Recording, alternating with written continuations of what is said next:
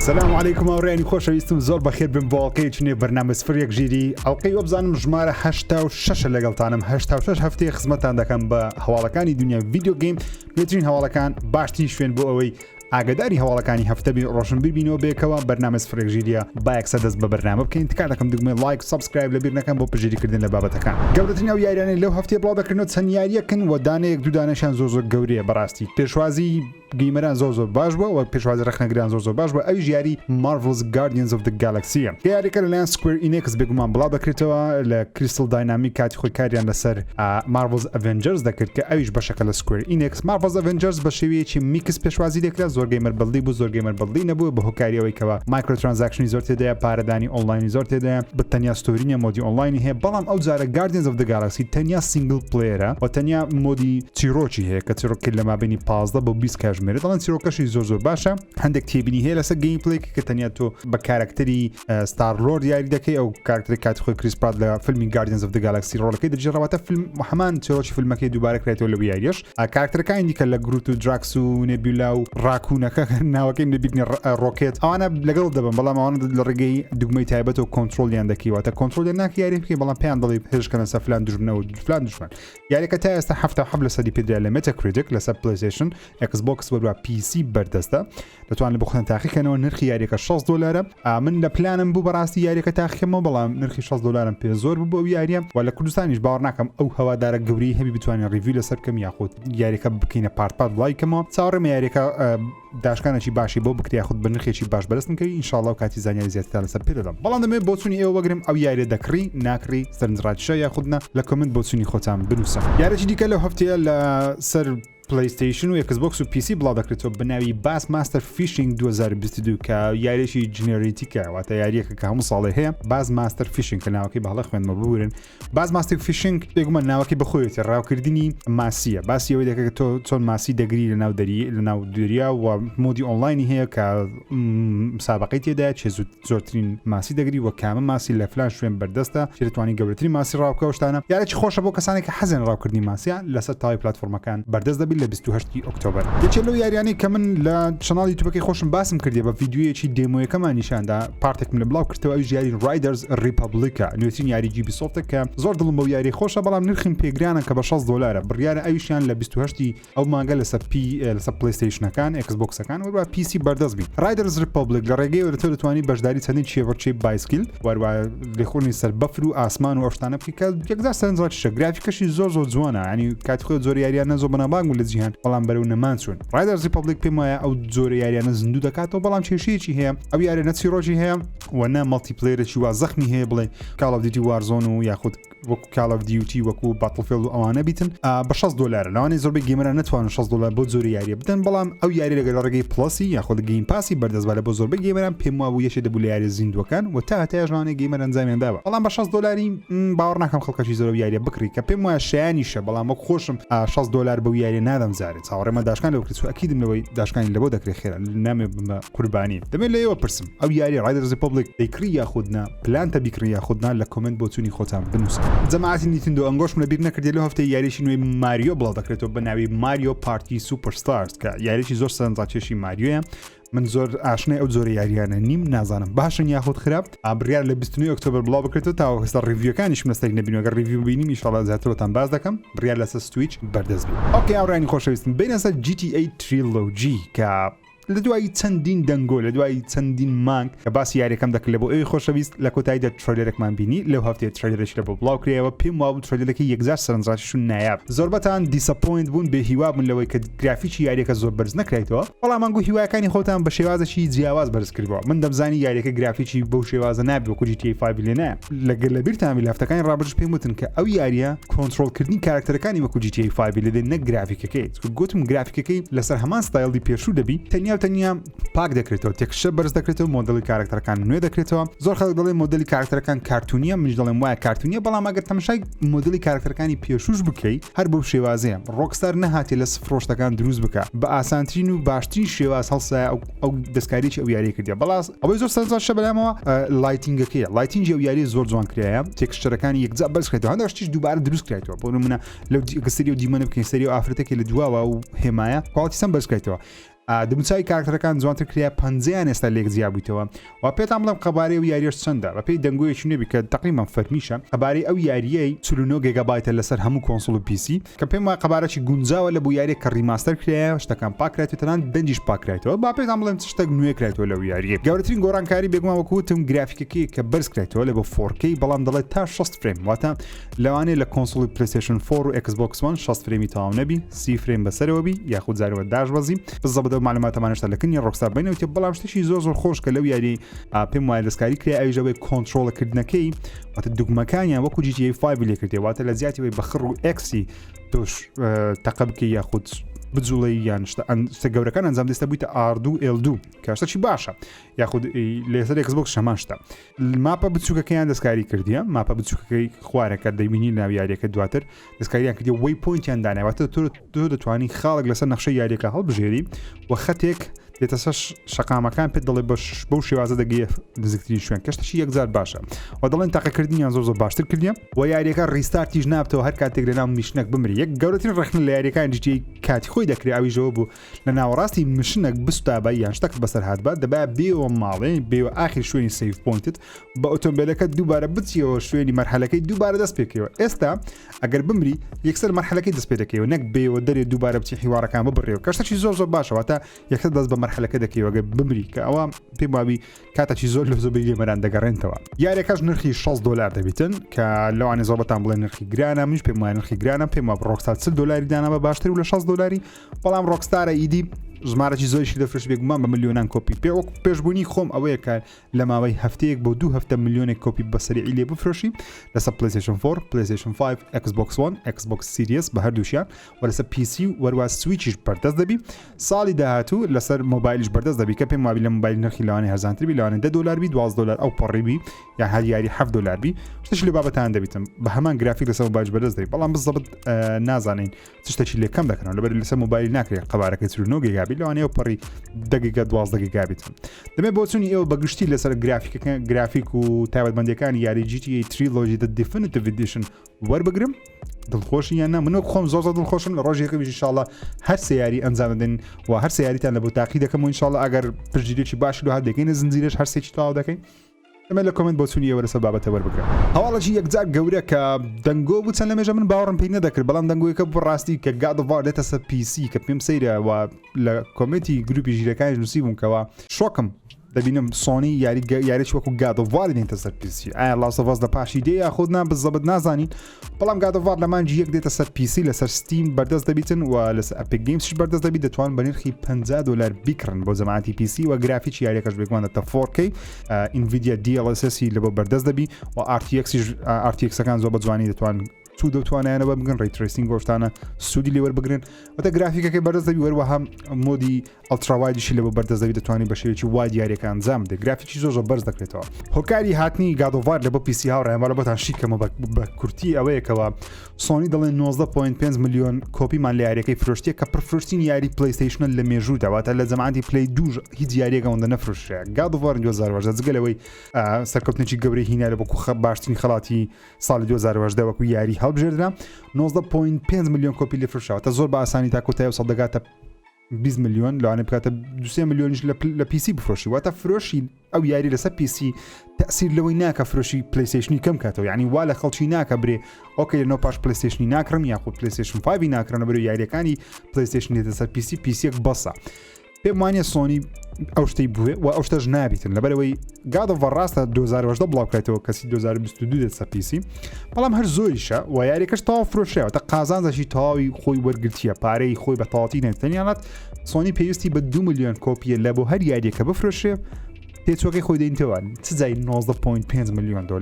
$19.5 ملیۆن کۆپی لێ فرۆش واتە قازانجەشی خیاڵی لە یاری God of War کردە سۆنی هەرچەندە بەرهەمێنانیشی دەڵێن زۆر بووە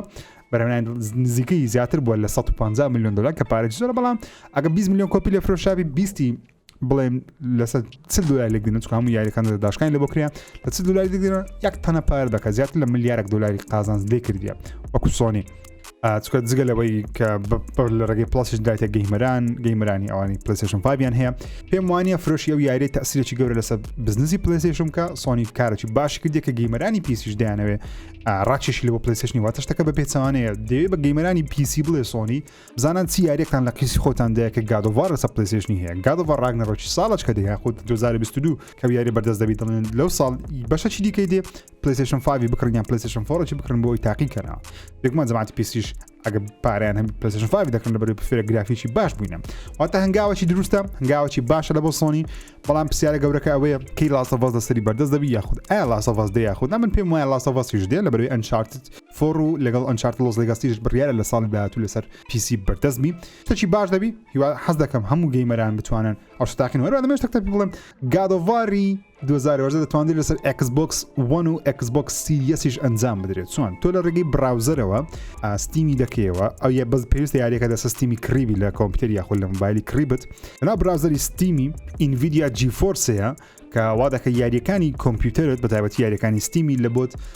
لە کلاودی لە بۆت بەردەست بخە لە براوزەری ئەنجام دێ ئەگەبێت و لەناو Xboxەکەت هەماشت بکەیتەوە یاریەکە بکرد لە ستیمی دەتوانی لەسەر Xbox لە ڕێگەی کلاودەوە یاری گادۆڤار ئەنجام دێ کە بەشێویش ناڕاستەخۆرتان بڵێن گادۆڤار لەسەر Xboxیش بەردەستە نەک ناڕاستەخۆ ڕاستە خۆیە گادۆڤار لەسەر Xboxیش بەردەستە بۆ جەماعەتی Xbox بەڵام پێویستە یاریەکە لەسەر ستیم بکڕی نەک لەسەر Xbox کە لەسەر Xboxی بەردەست نابی وەکو یاری تەنیا ڕێگەی کلاودەوە ئەنجام دەدرێت کە شتێک سەرنجا چێش دەبی بینین یاری گادۆڤار لەسەر Xboxی ئەنجام بدرێت بێگومان من لەوەی سکرین شۆتەکان تا پێنیشان دەم کە گەیمەرانی Xbox بەدەستی Xboxی لەسەر کۆنسۆلی Xboxی یاری گادۆڤار ئەنجام دەن کە یەکزار دڵخۆشن بۆ گەیمەرانی Xbox بتوان ئەو یاریە ناوازێ تاقیکەنەوە ئیشاڵە ڕۆژێک دێ هەموو یاریەکان لە هەموو شوێنێک بەردەست دەبی وەبی هەموو گەیمەران بێبەش نەبن لە هیچ یاریەک بۆ چوونی ئێوە بێگومان زۆر گرینگە لەبم لە کۆمنت بینوسن بۆ چوتان چێ لەسەر هاتین گادۆڤار بۆ پیسی یاخود چی یاریەک پێویستە لە پاش گادۆڤاری لە پلیستیشن بێتە سەر پیسی لە کۆمنت بینوسن تکایە بێمە سەر Xboxی لەو هەفتەیە Xbox گەیمپلەیەکی نوێی بەناوی ئۆڤەرویو لە بۆ یاری هەیلۆ ئینفینیتی بڵاو کردەوە کە پار ساڵەگە لە بیرتان بی پار بوو یان پێرار بوو وڵای بزدە لە بیرم نییە بزانم پار بوو یان پێرار بوو فینگ پێرار بوو یان پار وڵای لە بیرم نییە گەیمپلەی هەیلۆی ڕخنەی زۆری جیرەکەەوە گرافیکی جوانی بەتایبەتیش کارکتەری کریک کە زۆر خەڵک دایان مۆدیلەکەی جوانیە Xbox یاخود فیل سپنسەر سەرۆکی Xbox یاریەکەی دواخست بماوە 1 ساڵ ئێستا یەکەم جارە گەیمپلەی چیرۆکی یاری هێلۆ ئینفینیت دەبینین لە پاش چاکردنەکەی بنوەک خۆم ئەو بۆچوونی شخصی خۆمە من پێم وایە یاریەکە ئێستا زۆر جوانە و گرافیکی زۆر معقولە و زۆر بە یاریەکانی هێلۆ دەست کە ئێستا من خۆم خەریکی یاریەکانی هێلۆشم بەتایبەتی هێلۆ 1 و هێلۆ 5 زۆر خەریکم و زۆر نمای تاویشیان بکەم ئینشاءالله ئینشاءالله قسەش لەسەر دەکەم زیاتر کە یاریەکان تاوا کرد و هێلۆ ئینفینیت ژەکیت من لەوەی لە چەناڵ تاقی دەکەینەوە هێلۆ ئینفینیت پێم وایە گرافیکی جوانترە و تێکسچەرەکان بەرزترە شتی زیاتر تێدا هەرچەندە زۆر شتەیە بەدڵم نیە ناویە ئەو یاریەش هێشتا ئەبۆ منە دیمەنەکان جوانن بەڵام دیمەنەکان وردەکاریان تۆزە کەمترە لەچا ئەو یاریێکەوە گەورەترین یاری Xboxی بێگومان گەورەترین یاری Xbox ساڵ بڵاو بکرێتەوە چاوەڕێشتی زیاتر منە دەکرێت هێشتا بۆ منە لە هەندێک سکرین شۆتەکان کە بڵاو کرێت یاخود لەو دیمەنانی کە بینیم دیمەنەکان کلاودیان زۆر کەمترە چەندە بخۆی سەمانگە چیە بەڵام فۆگیان زۆر کەمە فۆک پێویستە فۆک لە ناو یاریەکان هەیە بۆ بۆعدی یاریەکان بزانیم بەڵام بەگشتی دڵخۆشین بەو ڤێژنەی ئەو یاریە من یاریەکە لە ڕۆژێکم تاقی دەکەم ئەکیدم لەو یاریی زۆر خۆش دەبی وە گەیمەرێکی زۆریش دڵخۆش دەکەم دەبێت بۆ چونیەوە لەسەر ئەو یاری وەی بگرم تڕیلەرەکەتان بینی کە باسم کرد تڕیلەر یاریەکەتان پێ چۆنە گۆڕانکاریەکانتان پێ باشە یاخودنە ڕۆژ یەکەم یاریەکە دەکەن یاخودنە چکە لە گەیم پاس بەردەست دەبیت ڕۆژ یەکەم کە بزانم 12 مانج 12 یەکیت مانج 12 بەردەست دەبیت بۆ چونی ئێوە دەمێت لە کۆمنت ببینم زۆر حەز دەکەم بزانم بۆ چونی ئێوە چێ لەسەر خەبەرێکی تۆزێک ناخۆش لەسەر Xboxی کە گەیمەرێکی زۆر لی ناڕازیە فڵتەکی ناتان بڵێ فڵتەیاندایە بەڵام شتێکیان کردێ گەیمەرێکی زۆر لی ناڕازیە ئەویش ئەکسپانشن کاردەکەی یاخود SSD نوێیەکانی Xbox Seriesە کە گەیمەران دەتوانن قەبارەی SSD-کی خۆی بەرزکەنەوە لە ڕێگەی ئەو ئەکسپانشن کارتانە ئەو کارتانە لە پشتی Xboxەکەی دەخی تێرایەک یاخود 2 تێرە یان 512 گیگابایت دەداتێ ڤێژن نوێیەکەیان 512 و 2 تێرەیە بەڵام ئەوەی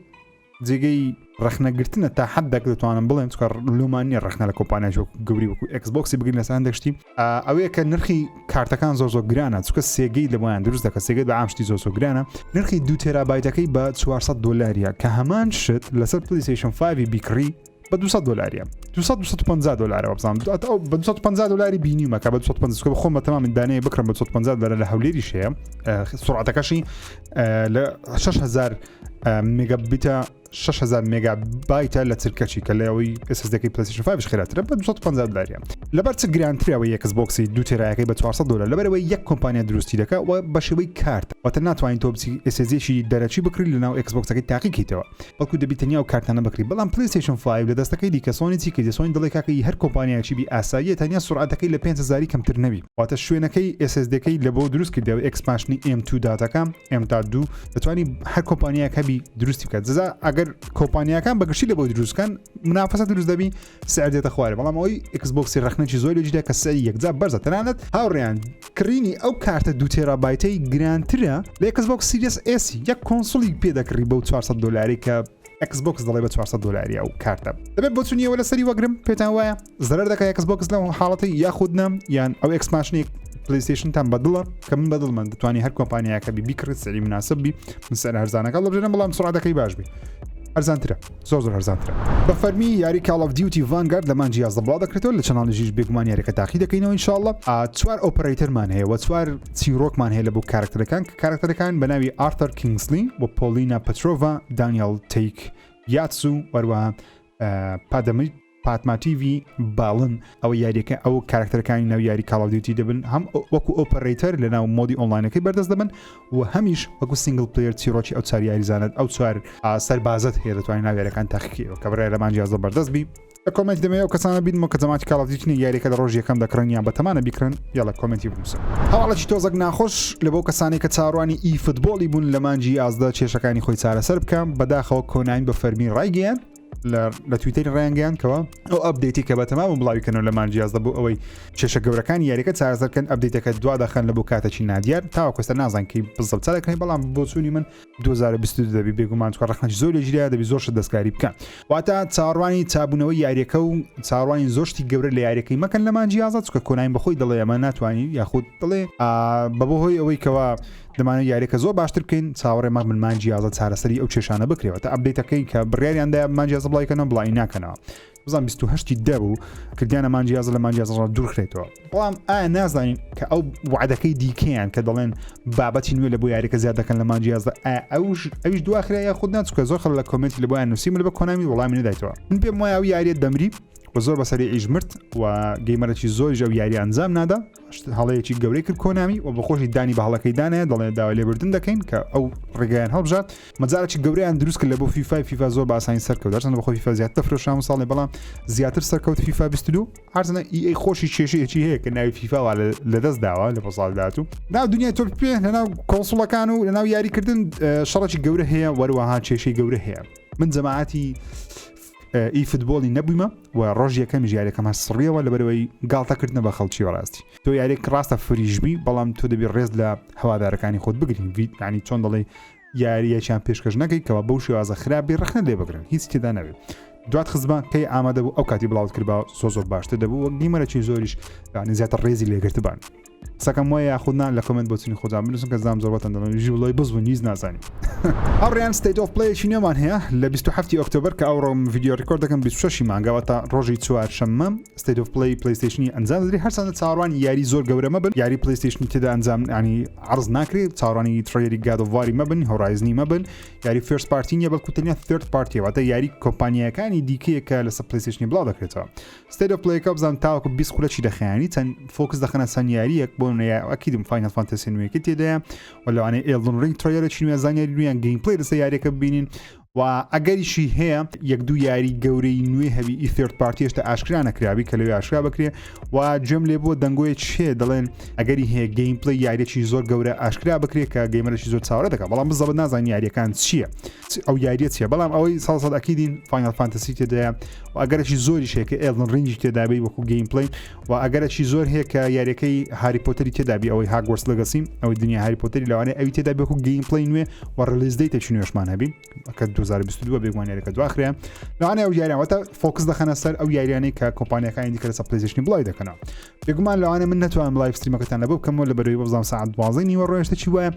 ئەگەر شەو بوو دەیکەمەوە بێگومان 100 بەڵام ئەگەر نیوە ڕۆ لە دەوام و کات بە کارم ناتوانم بیکەمەوە بەڵام ئەکید من لە هەفتەی داهاتوو تاوی زانیاریەکانتان لە بەرنامە سفرەک ژیری بۆ باز دەکەم ئەگەر هەواڵەکانی زۆر گەورە بوون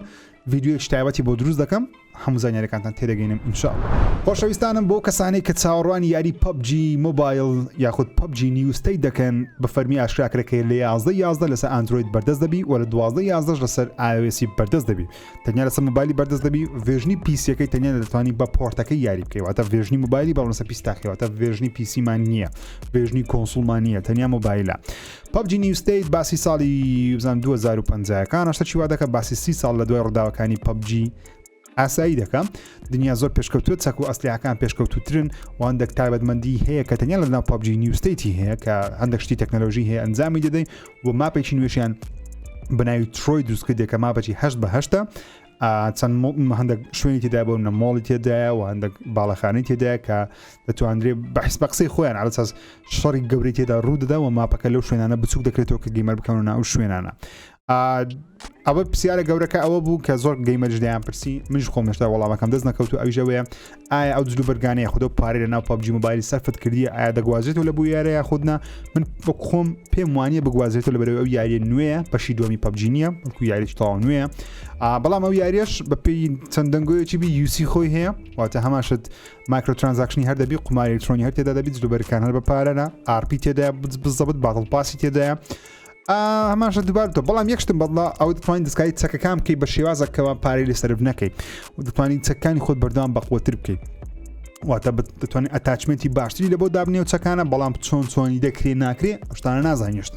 ئەکید بن لەوەی لە ڕۆژ یەکەم 12 مانگ یاخود 11 مانگ کە یاریەکە بەردەست بوو من لەسەر ئایپادی لە بۆتان تاقی دەکەمەوە لەسەر مۆبایلی لە بۆتان تاقی دەکەمەوە و لەسەر پیسیش تاقی دەکەمەوە سێ ڤیدیۆی PUBG نیو ستەیتتان لە بۆ تاقی دەکەمەوە ئینشاءالله و تاوی زانیاریەکانش ئەو کاتی زیاتر باس دەکەم. یاری ئەمۆنگ ئەس بڕیارە لە چواردەی 12 لەسەر پلیستیشن و ئەکسبۆکس بۆ یەکەم جار بەردەست بی کە چەندی ماگە چاوەڕێن ئەمۆنگ سەری بەردەست بی نرخی یاریەکەش $5 بزانم $5 دەبێت لەسەر کۆنسۆڵەکان بەڵام من پێم وابوو یاری لە ڕێگەی پلیستیشن پلاس و گەیم پاسی وەزنم لە گەیم پاسی بەردەست بەزانم پلیستیشن پلاس بەردەست دەبی خودنا بیدەنە گەیمەران زۆر باشترێت چکە ئەو گەیمانە ئۆنلاینە پێویست بە گەیمەری ئۆنلاینی بەردەوام هەیە بەردەستی خۆم باشترەوە ئەگەر ڤێرژنی یاریەکەتان پێ خۆش بوو ئینشاڵڵا ڤیدیۆی تایبەتی لەسەر دەکەم. هەندێک زانیاری نوێشمان لەسەر یاری ستارفیلدی بەدەستکە لەو هەفتەی لە ڕێگەی ڤیدیۆیەکەوە کە تەنیا کۆنسپت ئارتەوە دە گەیمپڵی نوێ نییە ترێلەری نوێژنێ تەنیا کۆنسپت ئارتەوەتە ئەو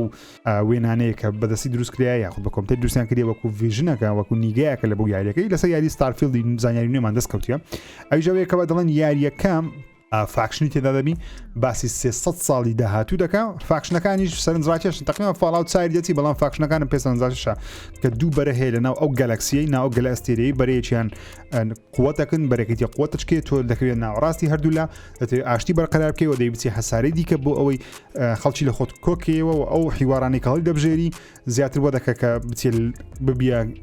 چۆن دڵی تاقمی کامە برەی کەشتش سەرنجڕاکێش وەندە کۆنسپت ئارتەکانیشم بەدڵە پێم وایە یاری ستارفیلد یاریی زۆر گەورە دەبێت لە بۆ مایکرۆسۆفتی بنەوە خۆم پێم وایە ستارفیلد لەوانێک گەورەترین یاری مایکرۆسۆفت بی یاخود ئەکسبۆکسی بی لە پاش ماینکرافتی کە بڵاویان کردیت مەقسەدم گرافیک نییە مەقسەدم گەورەی یاریەکە کە یاریشی زۆر زەبەلاح دەبی هیوام زۆر بەرز و یاریە زۆر نایاب دەرچی زۆر حەز دەکەم ڕۆژ یەکەمیش بێکمان لەسەر ئەکسبۆکس سیریس ئەکسی دەبێتن تاقیکەمەوە ئینشاءالله. خۆشەویستانم ئەوەش تەواوی هەواڵەکانی ئەو هەفتەی تقریبا تەمام زۆربەی هەواڵەکان هەواڵی دیکە هەبوو بەڵام زۆر گرنگ نەبوون ئەوانە گەورەترین نزیک ینی بە سووترینەوە هاڵانە بوو کە پێویستە لە هەفتەی ڕابردوو بتزانی بەرەسێ ڤیدیۆ گەیمی هەفتانە بەرنامە سفرێک ژیریمان بەردەوامە بێگومان زۆر سپاسان دەکەم بۆ پشتیریەکانتان بۆ چەناڵ ژیر ئێستا دەستمان بە یاری Red Dead Redemption 2 کردی لە چەناڵ هەموو پارتەکان ئینشاڵڵا لێ بڵاو دەکەین لەوانەیە هەفتەی 2 ڤیدیۆ 3 ڤیدیۆی Red Deadمان هەبی بەڵام بێگومان ڤیدیۆ دیکەشمان هەر بەردەوام دەبێتن تا ڤیدیۆیەکی دیکە ڕێز و سڵاو و خۆشەویستم خوب بکەن چاتان ماز دەکەم ئینشاڵڵا هەر لە خۆشی و شادی دابن بەتەمەن.